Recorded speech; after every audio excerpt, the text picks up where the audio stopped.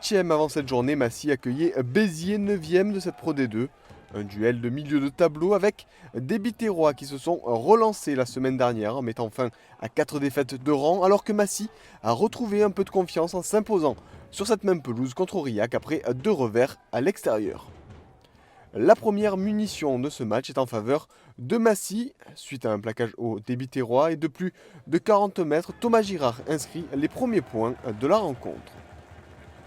Béziers essaie de réagir quelques minutes plus tard avec un très bon travail de Vihiga dans un premier temps. Valentine est à l'animation pour la SBH. Les Biterrois mettent de la vitesse et après un relais de Munro, Pouletou à volaille pour Perras Loustali qui transmet Agmir à l'entrée des 22, mais l'ailier ne contrôle pas le ballon.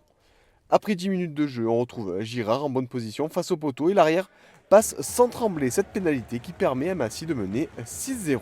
Dans ce premier quart d'heure, les Biterrois se montrent trop indisciplinés. Vardy est ainsi sanctionné pour un plaquage haut et écope d'un carton jaune. Béziers va donc jouer 10 minutes à 14.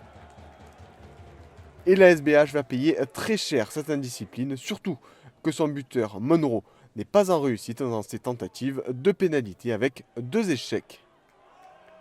Massy en profite avec ce mouvement initié depuis les 40 mètres biterrois.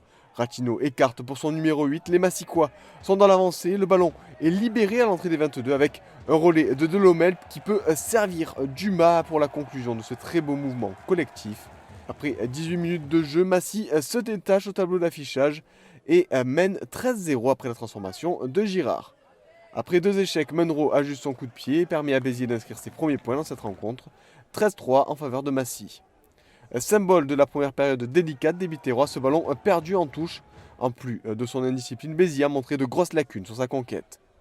Massy qui a une dernière opportunité juste avant la pause avec un jeu au pied de Girard, l'arrière tente d'alerter son ailier Sella, mais c'était sans compter sur le retour salvateur de Ratini. Et à la pause, Massy mène logiquement 13-3. Les choses vont cependant s'inverser au retour des vestiaires. Béziers a le vent dans le dos et se voit pousser des ailes à l'image de Munro qui crochette dans la défense massicoise avant de servir Perras Loustali après contact pour le premier essai biterrois de la rencontre. Mais les Héroltais se montrent toujours indisciplinés et offrent 2 pénalités à Massy dont se charge Girard, toujours impérial. Béziers qui est à nouveau à 14 suite au jaune de Pouletou va cependant prendre le dessus dans ce match. Les Héroltais enchaînent les temps de jeu dans les 22. Marie avance et donne après contact à 5 mètres de la ligne et c'est le pilier Jamie Hagan qui est à la conclusion.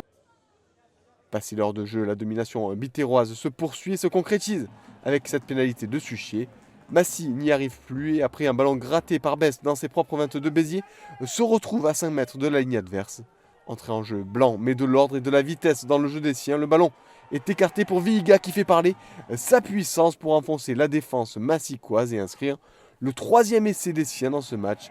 L'essai de la victoire, Suchier transforme et scelle le sort de cette rencontre. Béziers s'impose pour la 2e fois de la saison à l'extérieur et en profite pour passer devant son adversaire du soir au classement.